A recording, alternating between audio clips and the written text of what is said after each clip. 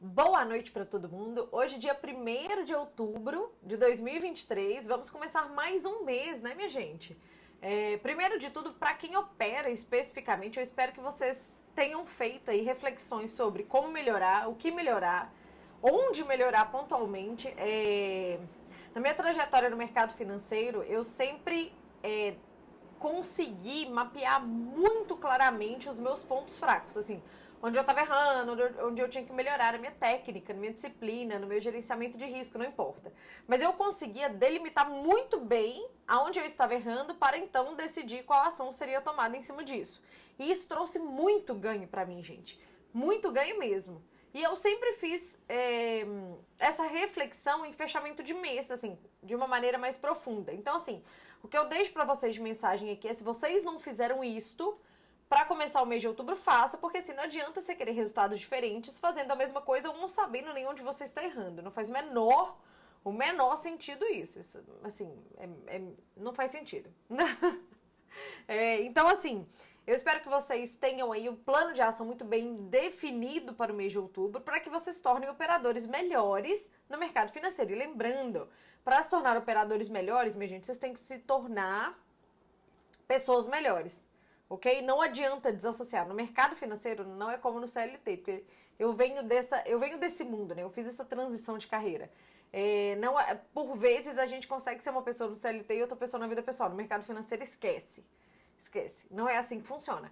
Então, enfim, espero que vocês tenham traçado esse plano de melhoria para outubro. Desejo para vocês um excelente mês, que vocês possam de fato evoluir nesse mês aí e buscar essa tão sonhada profissão, né, que não é fácil. Para mim não foi, para mim não é, né? Mas assim, é um processo possível, tá? Bom, dito isto, vamos para a segunda parte. Desejo um bom mês para todo mundo.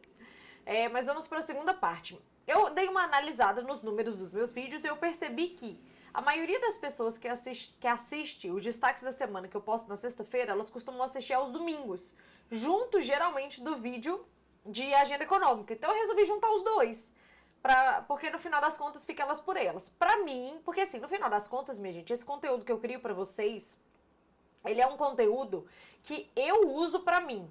Então, assim, se um dia eu parar de fazer vídeos por qualquer razão, ainda assim eu vou continuar construindo esse conteúdo para mim.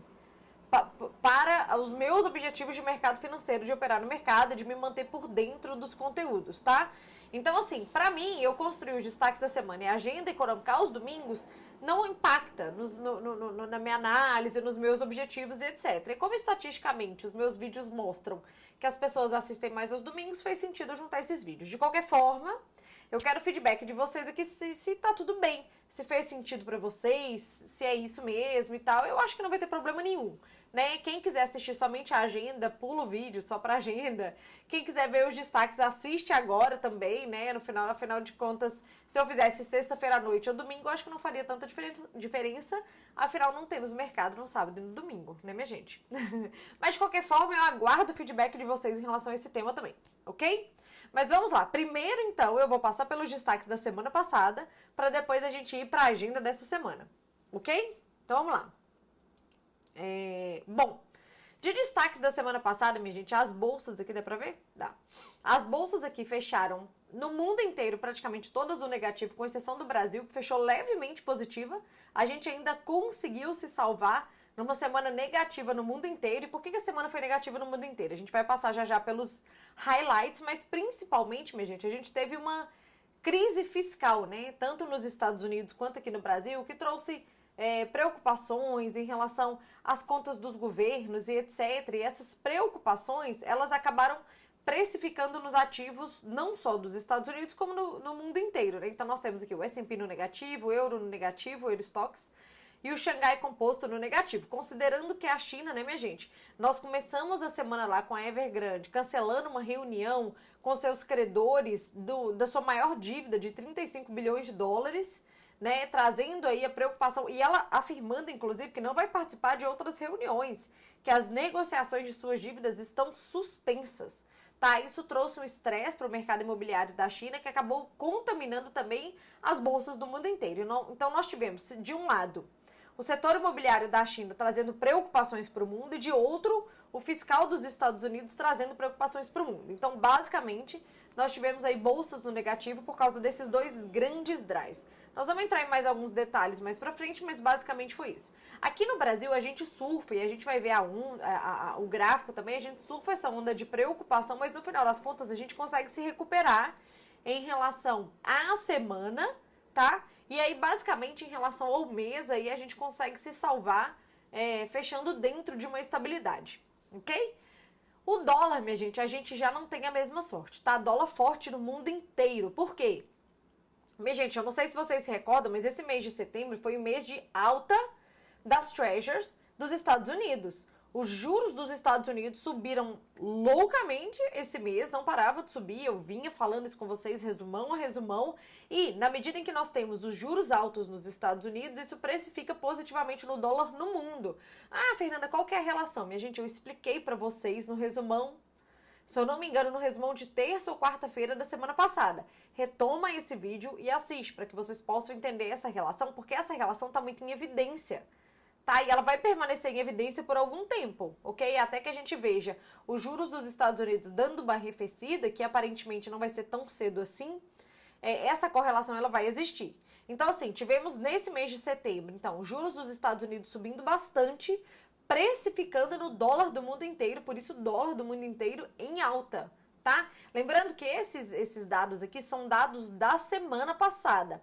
Para ver o fechamento do mês de setembro, a gente vai abrir aqui também, mas eu fiz um post em específico no meu Instagram, ok? Bom, em se tratando de commodities, a gente tem o minério de ferro aí realizando parte da sua alta durante esta última semana, tá? E aí a gente tem o petróleo ainda seguindo uma tendência de alta, mas perto do tanto que ele subiu no mês de setembro. Isso daqui é ok. Vai, mas vamos recapitular. O petróleo está em alta aqui, precificando aí a preocupação com a oferta, já que nós tivemos o prolongamento do corte de produção tanto por parte da Arábia Saudita quanto por parte da Rússia, né, até o final do ano. E nós temos também, essa semana, nós tivemos os estoques de petróleo em Cushing, lá nos Estados Unidos, vindo muito baixos, a patamares de 2022, aos menores patamares técnicos que eles têm previstos por lá, e enfim, nós temos então corte de produção anunciado pela OPEP, e nós temos o estoque de petróleo em Cushing, que é uma medida,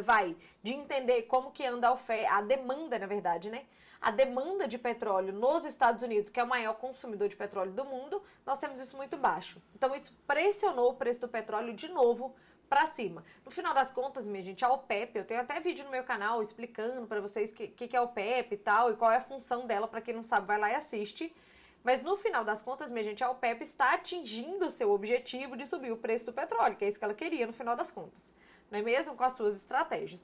E o minério de ferro, a gente tem uma realização aqui, afinal de contas, a China não está indo bem de novo, conforme a gente esperava. Tudo bem que ela tem mostrado sinais de que encontrou um fundo ali, né, nos seus indicadores econômicos e tal, mas de qualquer forma aquela guinada não está vindo e, em paralelo, o setor imobiliário tem sofrido um monte por lá. E por isso o minério de ferro aqui cai nessa última semana, tá? Quando a gente olha, minha gente, vale lembrar, dá pra ver aqui, não dá? Pronto. Esse gráfico aqui é o gráfico inteiro de setembro. Então a nossa bolsa, que ela começa setembro aqui, ela fecha setembro quase que no mesmo lugar, levemente positiva, tá? E esse quadradinho de amarelo aqui, basicamente, é a última semana, tá? Então, vamos lá.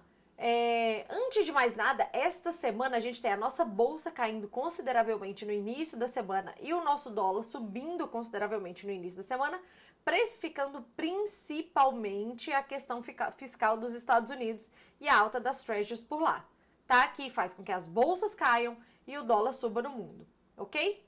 Quando chega no final da semana, a gente tem dados fracos dos indicadores dos Estados Unidos, que a gente vai falar já já, que faz com que, dados fracos, o que significa, minha gente? Significa que o mercado segue acreditando que nas duas próximas reuniões de política monetária dos Estados Unidos não vai haver aumento de juros por lá. Fernanda, como é que você sabe disso? Eu vou lá no site da CME Group e aí eu vou ver como é que estão as expectativas do mercado em relação às próximas reuniões dos Estados Unidos. E quando você olha lá, o mercado está, em sua maioria, precificando que não vai haver aumento de juros nas próximas duas reuniões deste ano. Por mais que nesta última semana que passou, os membros do Banco Central americano, os Fed Boys, eles em seu discurso trouxeram bem fortemente a vontade, o anseio de mais um aumento de juros por lá e manter os juros altos por mais tempo. Inclusive, eu trouxe para vocês na semana, falando no resumão aí, a questão dos juros neutros, que eles imaginam que os juros neutros nos Estados Unidos tenham subido, enfim. Então, toda essa preocupação faz com que a semana comece com as bolsas em queda, e aqui no Brasil não foi diferente, e o dólar em alta, ok? O dólar, minha gente, ele permanece num patamar alto, por quê? Por mais que nós tivemos dados fracos nos Estados Unidos, que é o PCE, que a gente vai, principalmente o PCE, né, que é o que a gente vai falar já já, ainda assim, o mercado precificou aí a preocupação em relação ao shutdown. Não sei se vocês se lembram, mas é o seguinte, o Congresso americano precisava aprovar o novo projeto de orçamento para o ano fiscal do Biden, que começa agora, dia 1º de outubro, hoje, inclusive. Se eles não aprovassem nada, o governo Biden ia entrar em shutdown. Vale lembrar, minha gente, que outros governos já entraram em shutdown nos Estados Unidos, como, por exemplo, o governo Obama. Tá, isso não seria uma novidade para eles lá. Mas, de qualquer forma, traz instabilidade para os mercados, tá? Fato é que o dólar permanece alto, precificando isso daí, tanto que a gente tem até as bolsas positivas na sexta-feira, precificando um PCE fraco e etc, que eu vou trazer aqui para vocês. Mas na medida em que ao longo da sexta-feira, na medida em que o mercado ia fechar, não houve nenhuma notícia de que o shutdown dos Estados Unidos seria evitado, as bolsas tomaram proteção. Então, bolsas para baixo e dólar para cima. A nossa bolsa aqui consegue se salvar nesse fechamento de trimestre e fecha levemente positiva na sexta-feira. Mas o nosso dólar, parte da queda que ele tinha, ele devolve na sexta-feira e fecha perto da negatividade que ele estava ao longo do dia, ele fecha positivo. Ele devolve parte dessa queda e fecha levemente negativo, ok? Por quê? Porque o shutdown foi resolvido ontem, no sábado, tá? Ontem, no sábado, o Congresso dos Estados Unidos aprova, eu até coloquei aqui para vocês, dá para ver? Dá. Ele aprova um financiamento de 45 dias para o governo Biden para que as coisas sejam discutidas com calma. Isso foi ontem, as bolsas estavam fechadas, fecharam na sexta-feira, e fecharam na sexta-feira buscando proteção, ok? Então, a gente tem aqui a questão do shutdown resolvido no sábado, ok? Estoque de petróleo em Cushing, eu já comentei com vocês, e os dados fracos do PCE, isso aqui eu quero mostrar pra vocês porque... Deixa eu trazer aqui, dá pra ver? Dá. Bom, por que eu vou falar isso aqui pra vocês? Porque fez parte da sexta-feira e eu não fiz o resumão na sexta-feira, tá? Então, tanto o núcleo na sexta-feira nos Estados Unidos, tanto o núcleo do PCE quanto o próprio PCE, ele vem em linha com o que era esperado ou mais fraco do que o que era esperado, mesmo o núcleo, minha gente, que é onde o Banco Central americano está de fato olhando, tá? E quando a gente olha, quando a gente pega esse relatório, vai lá no site, abre o relatório, que é o que eu sempre faço com vocês aqui. Deixa eu abrir esse relatório aqui. Aí abre esse Excel aqui, ó. Deixa eu abrir aqui para vocês.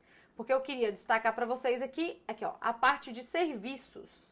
Tá? Então, nós temos o core do PCE, o core da inflação oficial do Banco Central americano, vindo em linha com o que era esperado e um pouco abaixo do mês anterior, ponto positivo. E a gente tem, quando abre o relatório aqui, a gente tem a inflação de serviços em 4,9%. Se vocês olharem de janeiro até agosto, ele é o menor número do ano. Então, a inflação... Então, na sexta-feira, vamos lá, só para recapitular. Na sexta-feira, nós tivemos um core do PCE bom e nós tivemos uma inflação de serviços surpreendendo positivamente, vindo realmente o número mais fraco do ano é definitivamente este número. Então, ponto positivo, porque nós temos atividade nos Estados Unidos fortalecendo, mas a inflação não está caminhando junto com esse fortalecimento da atividade. Então, nós temos core bom, serviços bom. Isso foi precificado nas bolsas? Foi. As bolsas na sexta-feira ficaram bem positivas. Acontece que à medida que o shutdown não foi resolvido, ao longo do dia as bolsas foram devolvendo parte dessa alta. Foi o que aconteceu lá nos Estados Unidos. Mas vejam, aqui eu estou mostrando essa planilha, é a planilha que é divulgada no site oficial desse indicador, tá? A planilha mostra que os dados são bons, eles são positivos, ok? Núcleo positivo, serviços positivo. Vamos voltar aqui. Então, no final das contas... deixa eu trazer só pra vocês aqui. Aqui, no final das contas, eu tenho aqui pra vocês... Primeiro, eu vou trazer o fechamento de setembro. Nossa, dá pra ver aqui? Ah, não. Eu tenho que fechar essa janelinha. Fechei. Nós temos aqui, esse aqui é um post que eu fiz no Instagram. Nós temos nossa bolsa fechando aí, se salvando no mês de setembro. Esse daqui já é o mês de setembro, levemente positiva. Dólar no Brasil positivo, mas no mundo inteiro, principalmente motivado aí pela movimentação das treasuries dos Estados Unidos, que eu tenho comentado com vocês. E as bolsas no mundo não se salvaram. S&P em queda de quase 5% esse mês, Eurostoxx numa queda de 2% e o Xangai Composto vai dentro da estabilidade. O petróleo, minha gente, olha isso, 8% de alta no mês de setembro. E o minério de ferro ao longo do mês dentro da estabilidade também, né? Vamos dar uma olhadinha no ano, já que a gente já está por aqui. Nós temos o nosso Ibov subindo 6% e o nosso dólar caindo 4%. S&P subindo 11%, Eurostoxx subindo 10% e o Xangai Composto completamente dentro da estabilidade. A China precisa engatar. Petróleo subindo 12% no ano e o minério de ferro caindo 1%. Ok? Só pra gente ver o fechamento, o acompanhamento do ano, que eu acho extremamente importante, principalmente para quem opera. Ok? Então, dito isto, deixa eu vir pra cá. Vamos só fechar aqui. Dito isto, a gente tem a nossa bolsa fechando dentro de uma leve estabilidade no mês de setembro. Olha onde ela abriu, que é essa setinha aqui, olha onde ela fechou. E o nosso dólar não, nosso dólar em alta. Nosso dólar em alta. Isso aqui eu já comentei com vocês, semana passada também nós tivemos um CPI bem fraco na Europa, bem fraco mesmo. O mercado esperava algo em torno de 6%, alguma coisa próxima disso, e veio 4 ponto alguma coisa, assim, veio um número muito bom. Semana passada também, para recapitular, nós tivemos a ata do Copom, que manteve um discurso hawkish aí, principalmente relacionado ao fiscal do país. E o IPCA 15, que veio mais fraco do que o mercado esperava, mas maior do que o mês anterior. Tá? Principalmente motivado aí por quê? Petróleo, já que o petróleo não para de subir no mundo e eventualmente a Petrobras precisou fazer o seu ajuste e isso precificou aí no nosso IPCA 15. E por fim, minha gente, pra gente fechar a semana passada e para essa semana, nós temos o México aí na semana passada decidindo juros por lá. Eles mantiveram os juros em 11,25, não quiseram ainda cortar os juros por lá e eles são nossos concorrentes de carry trade. Não é isso? Eles são emergentes que concorrem com a gente aí pelo fluxo estrangeiro. E eles ainda não começaram o ciclo de queda de juros deles lá. O que significa que o carry trade para eles lá ainda não está se desfavorecendo como aqui no Brasil, que a gente já começou o ciclo de juros. O que pressiona o nosso dólar para cima, se comparando com o dólar deles lá, que fica pressionado para baixo. Tanto que no dia da decisão de juros deles lá, que foi na quinta-feira, o dólar caiu um monte lá, enquanto aqui não caiu, até porque a gente teve a briga da Petax, ok? De qualquer forma, tivemos o nosso Ibov fechando em 116 mil pontos e o nosso dólar superou aí os R$5, não é isso?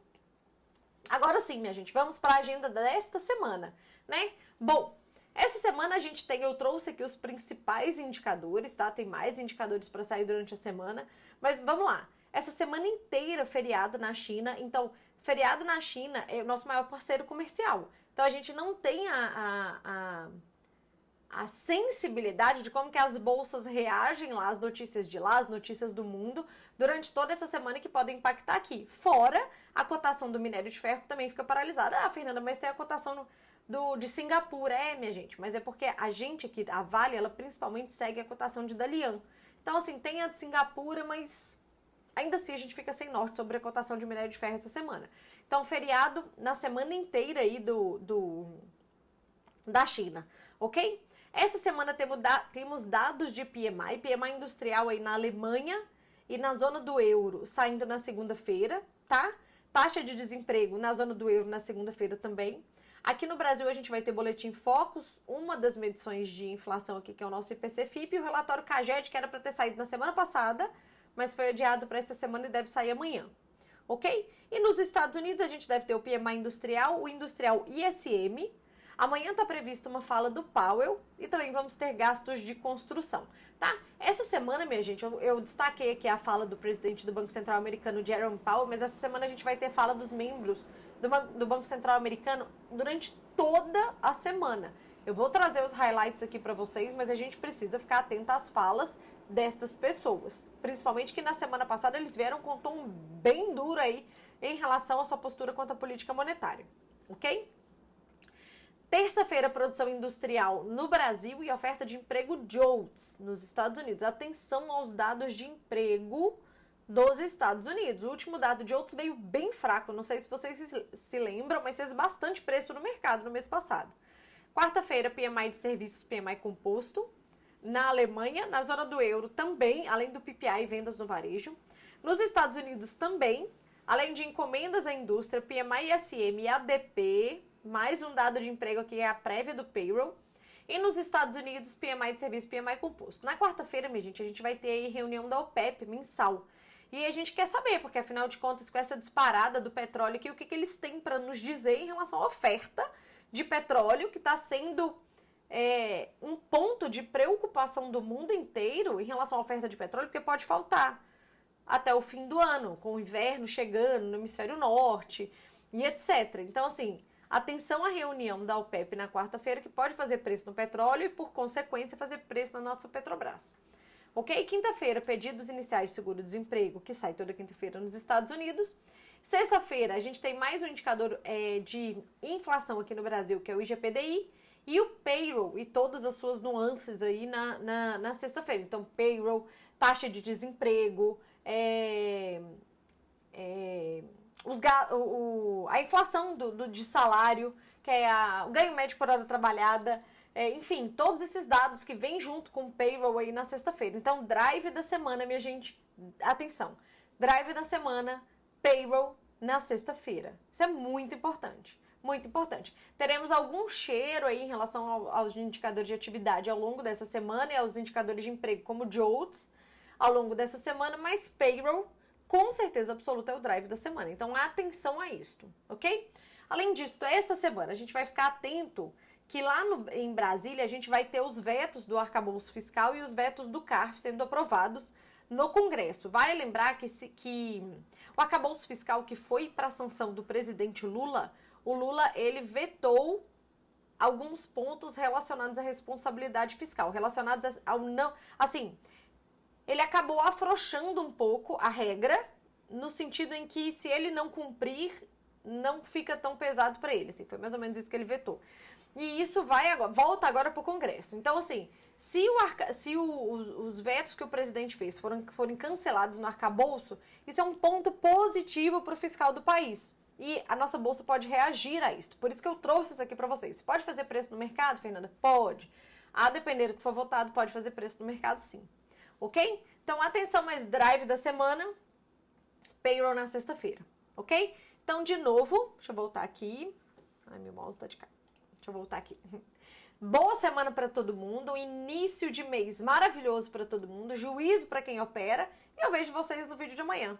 Beijo, depois me deem um feedback aí desse vídeo, tá? E não se esqueçam de curtir o vídeo também, que eu esqueci de pedir, tá bom? Beijo, até amanhã.